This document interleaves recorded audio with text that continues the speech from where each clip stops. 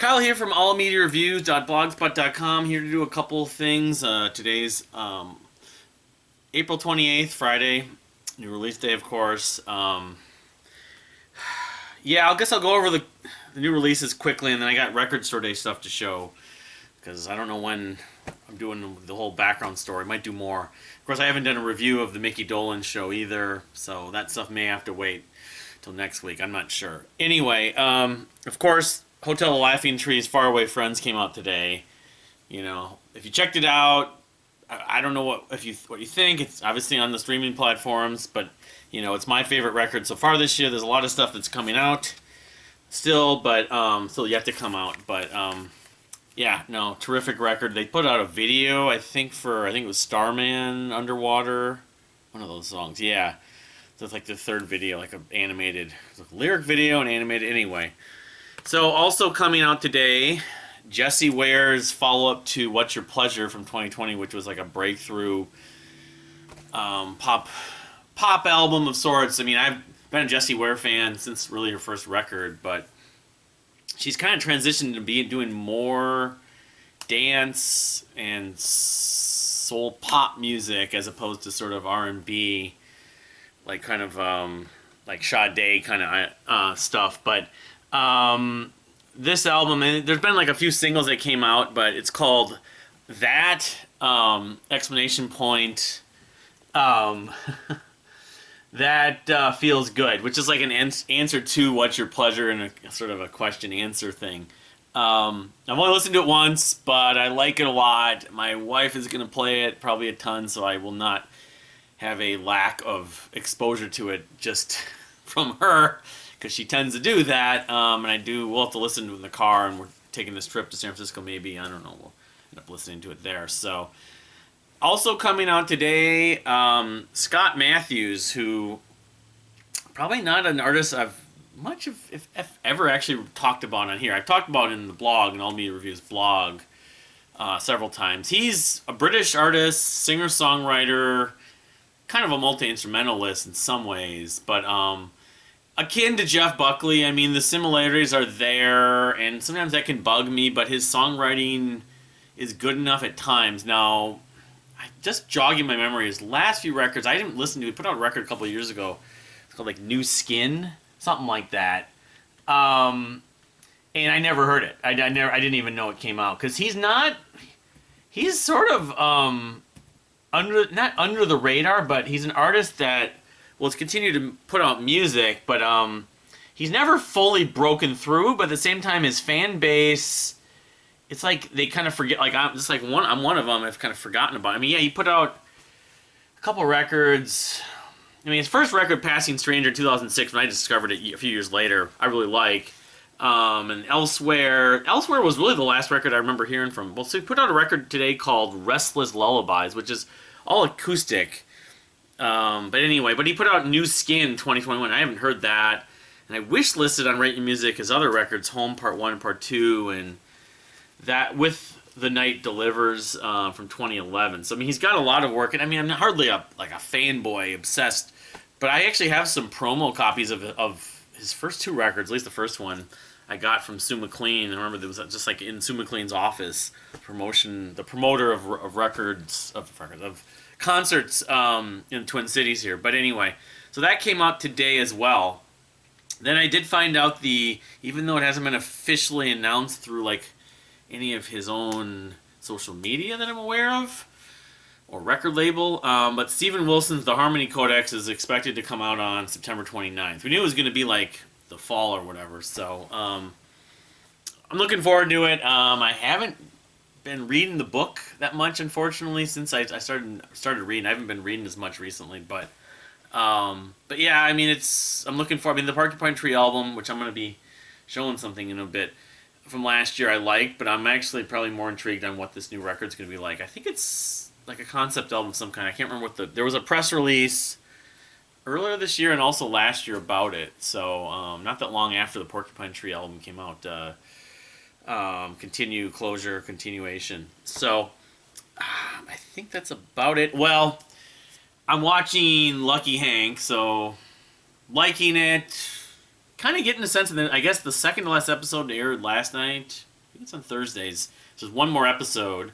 I also been watching the Beavis and Butthead season 10 or season 2 of the revival.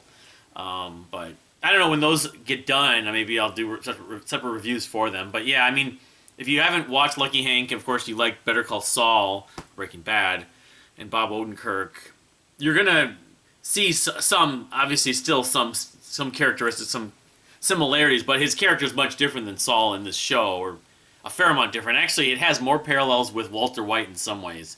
Although he's not, I don't think he goes that deep. It's like a dramedy, and it had, like I mentioned in a previous blog, Cedric Yarborough, who's done a lot of sort of, he was on Reno 911, and he was on Speechless, and the Goldbergs. But it has Cryer, Suzanne Cryer, who I know from Silicon Valley. It has, who's the other clear cut? Diedrich Bader from American Housewife, and people know him from Napoleon Dynamite, and he was on like Less Than Perfect. I think he's been on lots of stuff. You're not seeing that much. The first 2 episodes, you don't see that much of him. He's like the best friend or good friend of Bob Odenkirk's character. So I guess it's based on a book. Anyway, so he's an English professor at this college, and anyway, so I'll have to, I'm just 2 episodes in, but I'll have to do a more formal review at that point when I'm done with it. After, I don't know if it'll be after next week's finale, because that's the day I actually fly out to San Francisco, but sometime in the next month or a little less maybe. So on to the record store day items. So my wife has hers. I'm not sure if we'll end up doing a separate video. Maybe I'll show this stuff again at that point, or just talk about the stuff that she got. So I got 3 items. We didn't do any extra really record shopping besides, really we just stopped in, looked for the special items, and left. So I got the Mars Volta, the Francis the Mute, the song, the track, which has the Widow live, which I'm pretty sure I have a CD version of this, but it was put out on vinyl, and it's a good companion with the Francis the Mute, the album that I finally got an authorized copy. But they're actually they're selling they're going to be selling T-shirts for Francis the Mute. I'm not sure I'm going to buy it though. I'd like to, but I'm not sure which size. But anyway, here it is. It's a pretty thick pressing, just a 12-inch single in effect. But yeah, Francis Mute is 14 minutes, 38 seconds, as you can see there. So it shows it. And then the Widow, the Widow is 3:31. It's like a live version. It's a live version of it. So, I remember when that came out. So, it's interesting how this mask and everything is similar to the character. It's been multiple characters, but I think of the Deer Hunter. So, that's that. Francis the Mute. I got that. It wasn't too hefty. I mean, it wasn't nothing. I would have liked to have spent less money, but it was like $20. I probably could show what it says on these. Show that stuff. It just says, limited record store release or whatever, little sticker. So then I did get the Porcupine Tree. I was worried about this because the number of copies that were pressed. The Mars Volta was like 6,500, but this was only like 1,000 or 1,500 maybe. This is the PTIADWXT, or Porcupine Tree. Songs that were on, like Japanese editions. I mean, I don't think they were on recordings, because recordings, I don't know if it came out. Recordings was mostly stuff that was from the Light Bulb Sun era, maybe even a little bit Stupid Dream. But I recognize these songs, although they're not songs I've listened to in large frequency. And I know Porcupine Tree did them live at points. Chloroform, I swear that was like a bonus track on one of the versions of, or like on one of the singles for In Absentia. And then Mother and Child Divided. There's a couple songs that weren't on here, like Buying New Soul and but Revenant and Mother and Child, yeah. Let's tell us, 2003, 2004, the Dead. So these are actually, okay, the B-sides are from the Dead Wing sessions. So Mother and Child Divide and Revenant could have been on Dead Wing potentially, and then side A is from the Censor Sessions. Yeah, so maybe none of this stuff is actually on recordings because I remember listening to recordings. I bought it, but being kind of not bored by, but disappointed because Lightbulb Sun is my favorite Porcupine Tree album. Although it's splitting hairs between that and Absentia and Deadwing. Those albums are almost all equal to me. But yeah, it's cool looking, artwork on this one. I don't know if this is going to lead to more Porcupine Tree and Steven. Well, they've always done stuff. Actually, come to think about it, at least Steven Wilson has, but more Porcupine Tree stuff on Record Store Day. I don't know. Anyway, it tells here. This is what it just says. Included previously unreleased on vinyl. Yeah, they weren't on the vinyl editions of Deadwing and In Absentia and whatever XT is referring to. I mean, of course they had like those live, like Metania. So they have an assortment of like official live releases and then of course circulated bootlegs. And some of the extra songs they have played live, they did. So then the third one I got, I didn't buy. Well, I'll just show this first and then tell what I didn't get. I decided to take the plunge on the Midlake live at Roundhouse, which is a double live album, and they partly was because they did at least some of the stuff from Bethel Woods, and I like Von Panther, of course. I don't know if any of that side project stuff is on here, but it's just the little sheet says career spanning double live album recorded at the Roundhouse in London, April 6, 2022. It was like right after the record, right when the record came out. It's kind of interesting. Translucent red and orange vinyl. I mean, it was a little pricey, but I just sort of, it's one of those things where you don't want to spend money and you're there and it's right in your hand. You're like, all right, I'll get it. You feel like you're going to regret it. And like I haven't bought the Warpaint record yet. And I should have bought it when I had it. I remember the day I bought it was the day I bought Delouse in the Comatorium and a few other releases last year. And I decided just to wait. And I still don't have it. I can't find it. I've looked in a couple of the stores. They didn't have it there. That was red. This one's orange, it looks like. Yeah. Why am I spacing on the side project related? Eric Polito, I think it is. That's so good that I have in vinyl from Midlake as well. And the Roundhouse in Texas, so like they're from Texas, so that was just like almost like a local show they did last year, around the release of this record. But Roundhouse I think of with Opeth, but I don't know if it's the same round because Opeth has the Roundhouse tapes. I have that on CD. It never got on vinyl. I think it came out on vinyl, but that was from the Ghost Reveries period. I think, pretty sure. I don't know. There might be the Roundhouse. I mean, if Opeth did this, maybe Opeth. There's a Roundhouse like in Sweden or somewhere in Europe. I'd have to look that up. Yeah. So I did not get. Let me just look at this. Eric Polito. Yeah. I did not, because you look at this track list, Roscoe, of course, is on it. Antiphon. It's almost like every side is like covering one record, actually. I think they kind of structured that specifically. So Bethel Woods, Commune, Bethel Glistening, We Gathered in Spring. Antiphon,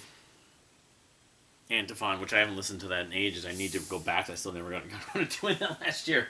I didn't get the Imogen Heap Frou Frou. The only place that I did see it where we went, because they'd already sold out, we went late, was at this place called Salsa Records in Hopkins in the western suburbs of Minneapolis, and they wanted a little more than I was really interested in paying for a 6-track EP of tracks I just sampled last year. I listened to it like maybe twice, and I thought it was okay. It's old songs from Frou Frou, so I didn't buy that. I may still at some point, but it's a little pricier for that. It was a 12-inch.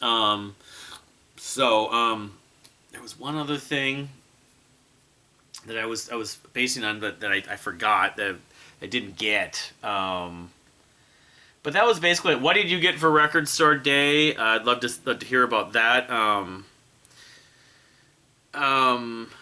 Just announcements and stuff like that. I mean, I think that's about it. I've been talked about. I've been suggested some other music of like that. I'm still kind of trying to take in. The band Soup I want to be hearing more. I'm still waiting on other vinyl too, which is not Record Store Day, but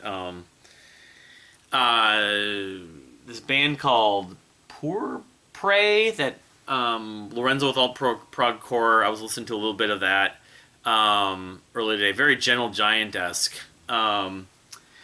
My friend Christian from Frantic Dav, he was suggesting the rock hall stuff. That was the other thing, but he was suggesting this band called Isles. I think it is Aisles, and kind of liking some of it, but it's kind of classified as neo prog. I mean, there's so many bands that are in that kind of category of prog metal, neo prog, that I can't really get into anymore.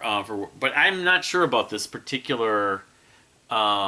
And they have other albums out. Did I like one of this? No, I didn't. They have other albums out that I, they're not a new band. This band Isles, they're from Chile. So I guess I'll follow up with that, just like with Ebb and some of these other albums that I'm just checking out. They don't have to be 2020, although this is a 2023 album. Let me see if I can get more specifics on it, because I know he tagged me, and it'd be nice to actually have more specifics. I think that they're called Isles. Either that or the name of the band. Yeah, I think this is them. And the album's called Beyond Drama. Yeah. But they have like 5 other albums, so they use like piano and stuff like that. I mean, I'm a sucker sometimes from good piano arrangements, regardless of like the singer, or the whatever.